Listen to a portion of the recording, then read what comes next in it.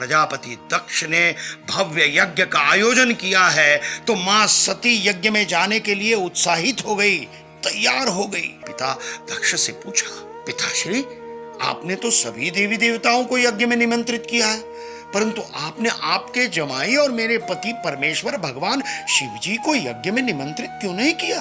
तब प्रजापति दक्ष ने सभी देवी देवताओं के सामने, माता सती के सामने भगवान शिव जी का घोर अपमान कर दिया और अपशब्द कहे।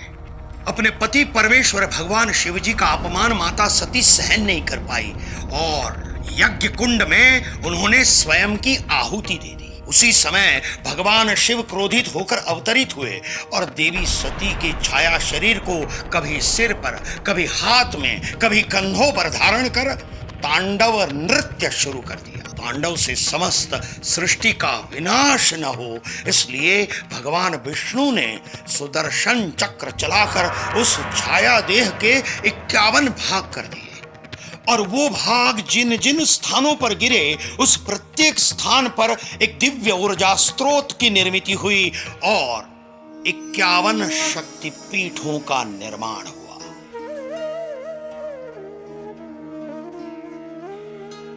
मित्रों, पौराणिक कथाओं के अनुसार अभी के बांग्लादेश और भूतकाल के भारत खंड में स्थित करतोया तट भवानीपुर में मां सती के बाएं पैर का तलवा गिरा था।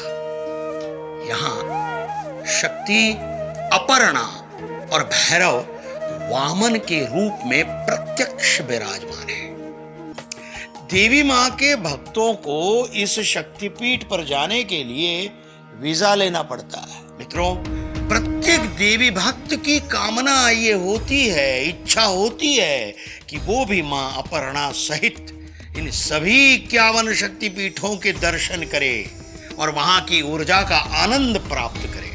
किंतु आज ये पवित्र 51 शक्तिपीठों में से कुछ शक्तिपीठ आज के पाकिस्तान, बांग्लादेश, तिब्बत, नेपाल और श्रीलंका जैसे देशों में स्थित है। किंतु इन देशों में स्थित पवित्र शक्तिपीठों का दर्शन इन देशों में जाकर करना प्रत्येक देवी भक्त के लिए संभव नहीं होगा और इसीलिए गुजरात में मां अंबाजी मंदिर के पास गिरी शिखर गब्बर पर्वत पर जहां मां जगदम्बा का हृदय स्वयं विराजमान है, वहां सभी के सभी 51 शक्तिपीठों के मंदिरों की प्रतिकृति बनाकर मां जगदम्बा की प्राण प्रतिष्ठा की गई है।